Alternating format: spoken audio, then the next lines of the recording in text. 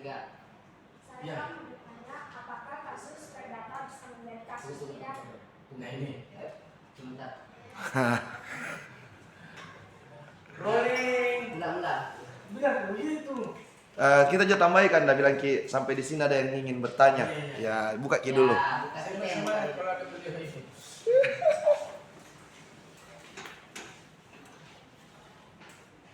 Rolling. Oke. Kamera. Ya, Rolling. Action. ya. Sampai di sini ada mungkin dari mahasiswa ingin bertanya? Ya, silakan. Apakah kasus perdata bisa menjadi kasus pidana? Nah ini salah satu contoh terkait apa yang telah dipertanyakan oleh salah satu teman mahasiswa. Apakah kasus perdata bisa menjadi kasus pidana? Nah ini sangat luar biasa pertanyaannya ya. Nah terkait dengan hukum perdata, apakah bisa menjadi suatu hukum pidana? Nah itu. Jadi kita di sini harus memahami dulu. Tadi saya sudah jelaskan bahwa ada namanya hukum privat, ada namanya hukum publik, ya. Nah terkait yang pertanyaannya tadi ini, apakah perdata bisa dipidanakan? Kan seperti itu, ya. Perdata itu sangat bisa dipidanakan. Salah satu mungkin mahasiswa yang saya bisa berikan contoh di sini, banyak kejadian di masyarakat terkait masalah sengketa tanah tadi itu yang saya sudah jelaskan, atau utang piutang. Utang piutang merupakan salah satu material yaitu terkait masalah materi problemnya itu masalah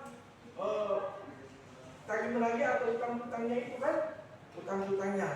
Nah seseorang telah contohnya misalkan seseorang meminjam misalkan 100 juta dipinjam, tetapi pada saat meminjam 100 juta itu dan ada tanggal jatuh tempo di tanggal 2 misalkan, lalu kemudian orang yang meminjam itu tidak tepat waktu melakukan suatu pembayaran, maka di dalam hukum perdata dikatakan wan prestasi atau tidak ada prestise. Tidak ada prestise yang dilakukan oleh si peminjam kepada si pemberi pinjaman itu. Lalu kemudian muncullah suatu masalah pidana. Nah, dalam masalah pidana ini kita mengenal yang namanya mens rea.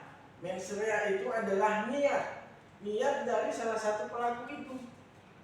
Nah, jadi misalkan saya memang niatnya mau pinjam memang, tetapi dari beberapa rangkaian kebohongan, ya, dari beberapa rangkaian kebohongan atau tipu muslihat yang dilakukan oleh si peminjam itu, akhirnya seorang penyidik itu bisa menetapkan seseorang itu menjadi seorang tersangka karena yang ditempati meminjam itu telah akan melakukan pelaporan di kepolisian terkait dengan dana atau uang yang dipinjam orang itu tidak juga belum dikembalikan.